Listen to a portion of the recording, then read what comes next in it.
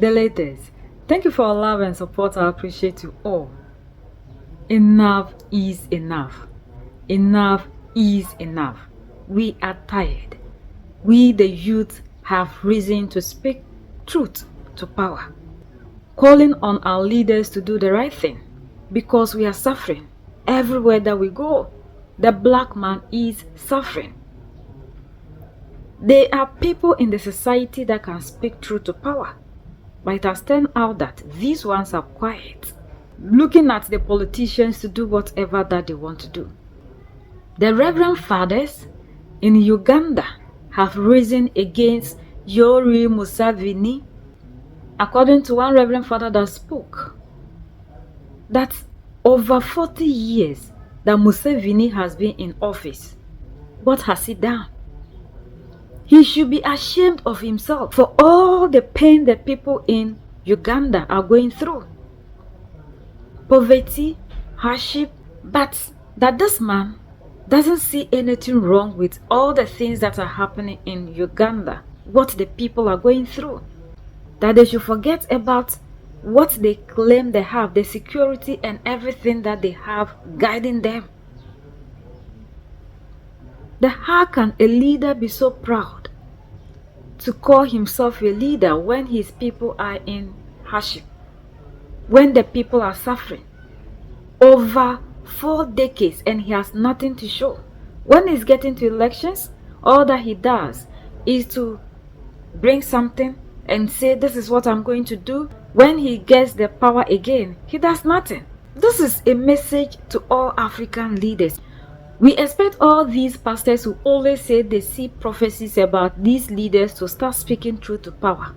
You have been a president for over 40 years, and your people are so poor. You must be ashamed to lead such a people. And this message, I don't want it to go directly to the president. I know his agents are here. You take it to him. The older you grow, the wiser you should become. And you should know that there's eternal destiny. Whether you are a believer or not, there is a being that you must account before him. And for believers, and this is God.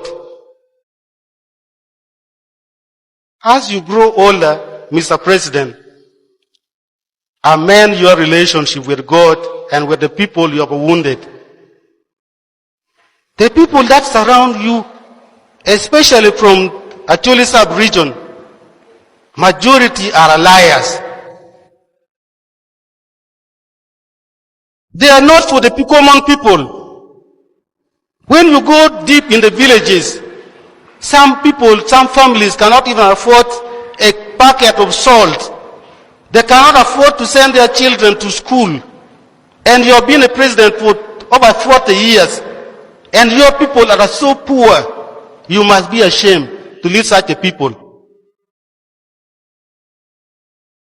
And as you come to address our leaders, I want to tell you, one, the issue of Balalo. Take it very seriously. Two, the issue of compensation. All the times of election, you come with good programs for compensation. Let this not be a Panadol for our people, but must be a real message. Our people have suffered. This message, I don't want it to go directly. They have lost their lives. I know under the NRM leadership. They have lost their properties, and no sufficient compensation were given. We do not only want compensation for cows. Even our lives were lost. Our land were used to us displaced people. The churches, some were burnt. And you made no mention of this. We want a holistic compensation that targets all the households in Acholi sub-region. In addition to cattle compensation, designate sufficient money for all the households in Acholi sub-region to the level of $30,000 for each household, then we shall appreciate that you are for the people.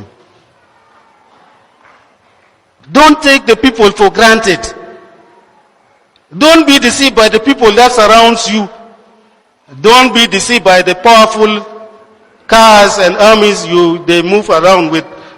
We need all of them on board. It's not only one person that is suffering. Everybody is suffering. We lack so many things, but our leaders are so quiet. Where these pastors need to speak truth to them, they keep quiet. Look at our vegetation. Look at our water bodies. Look at the resources that we have, yet we are not benefiting anything. And for these pastors to speak truth to these politicians, all they see is what will happen to them, how they will pray for them, but not what these politicians should do to change the narrative in the lives of the people they claim they are leading. African Union is not holding these leaders accountable. The regional blocs are not also holding these people accountable. All of them are working against the interests of their citizens, yet these young leaders are so quiet about it. These pastors are quiet. The people in the society that need to speak truth to power are all silent when it comes to politicians. How can this man say he is doing something beautiful in Uganda, yet the people are suffering, yet the people are going through pain? Why should a leader be so proud, calling himself a leader, claiming that he's doing something good for his people, yet the people's lives are not in good shape? Look at the prime minister of this man, the people that he has given positions to. When you see some of them, it's heartbreaking. How can you, a president, run a nation with these people? This is what the African leader always does best. The youth will always hail these people, praising them because we love the party.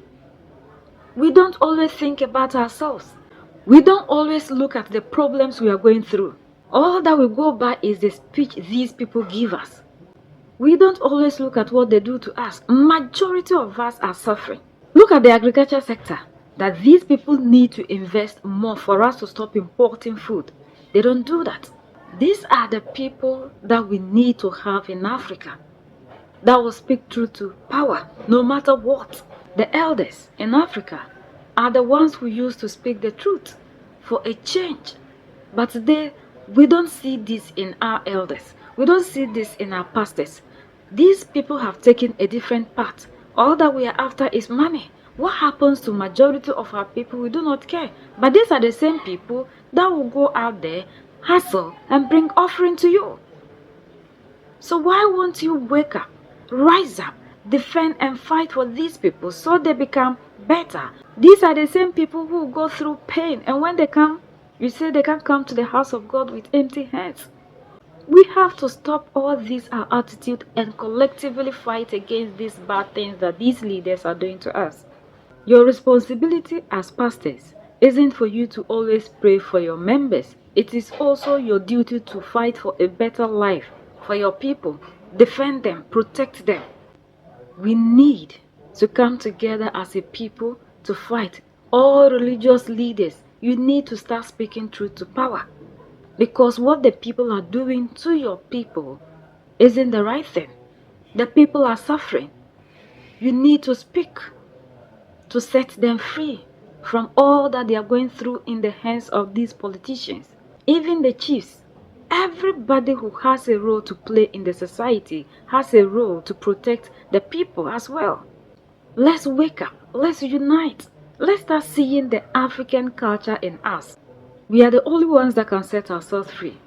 So that's the latest around the world. In Africa, East Africa, in Uganda.